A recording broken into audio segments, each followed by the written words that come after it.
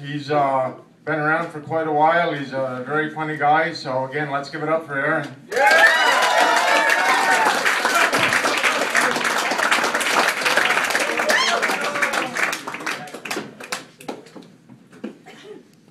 All right, mule. That's awesome.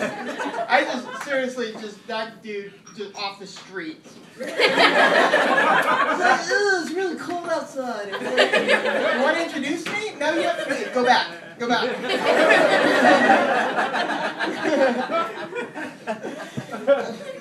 This is not charity. So anyway, it seems like more than ever nowadays, the car you drive really defines who you are.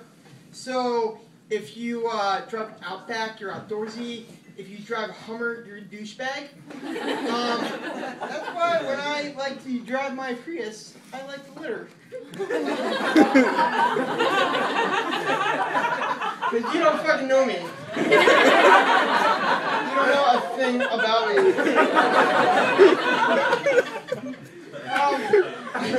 So I joined the Y recently in Burlington because one of my New Year's resolutions was to see more naked old men in a locker room, you know? And I have nothing against male nudity. Male nudity is fine. Locker room is totally appropriate place to be naked. I like being naked there from time to time.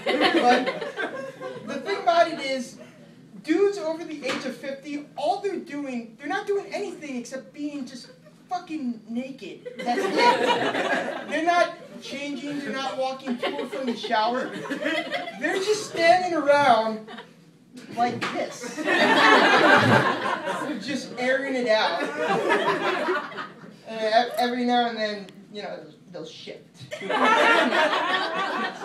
And then they'll talk to you and they'll get really personal, like somehow being naked makes up for the fact that I don't know you, you know? They'll be like, how old are you? 28? I have a daughter your age, 28. Made her with that. I was just all like inside my wife. Like, go on, take a gander, you know? Oh, what an amazing story. Oh, terrific. Maybe tomorrow you could tell me about your nephew's brisk, you know? So anyway, I figured out how to deal with it, and you just gotta, this is what you gotta do. You gotta out-awkward the situation. So if he's naked, you gotta be naked. And then, you know, when old Floppy Balls comes over, and he goes, so how's the weather out there? You gotta be like, it's really cold! It's super cold outside! I think it's gonna snow!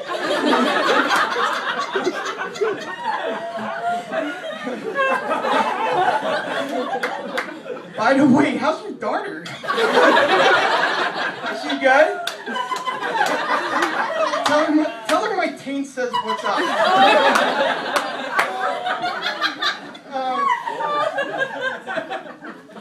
It's tough getting healthy. That's why I like being in Burlington. I live with my girlfriend. I don't live. All right, whatever. I stay with my girlfriend, and she's like super healthy. You know, because she's an adult. She cares what goes into her body. Well, I guess she doesn't care that much. She is dating me. Oh, shit. Oh, burn! That's my girlfriend. What's up, sugar tits? The other day, she was like, you should call me that more. No, but it's good because when I'm not with her, I eat crap. Because I have a 400-pound man with type 2 diabetes living inside of my heart. So it's like, the other day I got a hot dog from a gas station. And there was even like a label on the gas station hot dog machine. It was like, eating undercooked meat can get you sick. Why is that sign directed towards me, you know? So I went up to the clerk and I was like, what's the deal with that sign? He's like, oh, that's, you know, so you know that if you eat undercooked meat, it will get you sick. I was like, yeah, I know that. Why am I reading it? And it's like, so that you, the customer, know that if you eat meat that's not cooked, it will get you sick. And I'm getting really frustrated because the point I was making was so self-evident that I had a hard time articulating. You know, it's like, have you ever explained why fire's hot? It's tough, right? So I was just going, yeah, but I don't need to. It's not. You're not the one who. The responsibility. God damn it! I'm not cooking the fucking food! What the fuck? Why is it my responsibility to know if the hot dog's cooked or not? Why?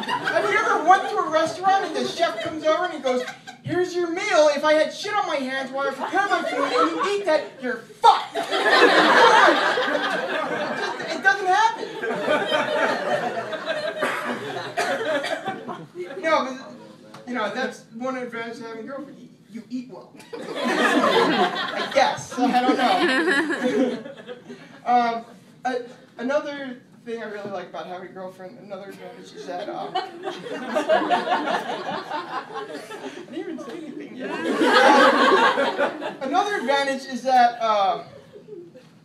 I'm less full of shit when I talk to drunk women at bars because I'm not trying to bang them. So it's just like, so like when I'm at a bar and I'm talking to a girl and my girlfriend's not there and she's telling me about her cats and she gets a text and the text says like, and then she sees the text and she goes, oh, my boyfriend's the creepy pervert, and I read that text and it says, where are you? I don't have to be like, oh, that guy's a fucking psycho. Like, obviously he wants to murder and rape your family. He's probably at your house right now killing your pets. Should we call the cops? Let's call the cops. No, I could be honest, and I could look her in the eyes and say, that was the most fucking benign text I've ever read in my life. You attention whore. Instead of waterboarding people, we should just have you in a room with a cell phone overreacting to your text. This is fucking torture. You know? Because ladies, you know, there's nobody more full of shit on this planet than a single guy trying to pick you up at the bar, right? You know, he doesn't care what your opinion is on alternative energy or what type of oats your pony eats. He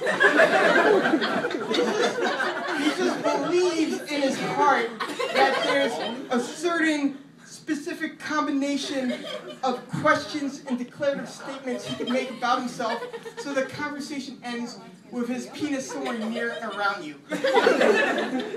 He's just trying to show you his dick, that's it. It's the dick showing game. And, you know? And guys, you gotta be careful, because if you're full of shit for too long, you start believing your own bullshit.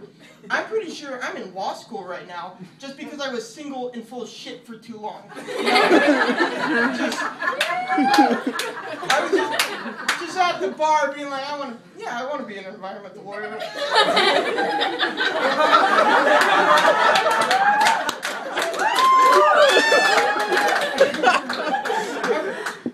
I want to protect the trees and the sparrow. Am I a hero? I don't know.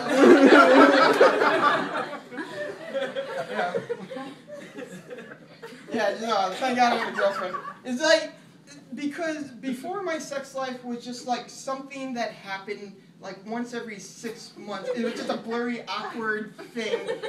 Twice a year I was just somebody's awful mistake. That's it. That was my sex life. And it got to this point where like if you're too desperate for too long, you start noticing things that are weird. Like, do you know on certain products there's like a congratulations statement? Like, congratulations, you just brought this eco-friendly fucking whatever, you know? Proof that you're better than people. There was that statement on a bottle of lube that I bought. I don't know about you, but buying a bottle of lube to jerk off with, not really an event worthy of congratulations. Think of why you congratulate people, you know, graduation, marriage, birth of a child. If you ask any father what the greatest experience of his life is, not one of them is going to say it was a two-way tie between the birth of his child and that one time he bought lube for his dick. It just doesn't happen. No, it doesn't. And I've done this survey before. No, oh my God, what am I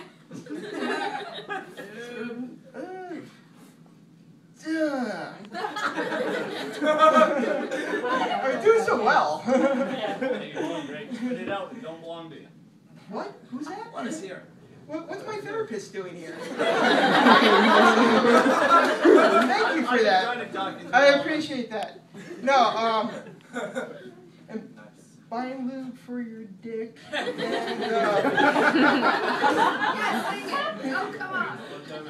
no, but okay, so that's one of the things that sucks about being single. It's like not getting enough sex. But you know what else sucks about being single sometimes? And I know this is going to sound weird, but getting too much sex. And I know that sounds weird to a lot of people, but I have this buddy in LA. His name is Ed, and he just has way too much sex. He just like he's irresponsible with his dick, like to the point where you kind of wish it was detachable, so you could take it away from him. You know? like a parent takes away a toy from a child. It's like, this is not yours anymore. You'll get this back when I feel like you've matured and you know how to use it properly. Don't use that voice with me. What did I tell you? What did I say? I said don't put it in there. No. What did we agree upon? What was the rule? No one on Craigslist.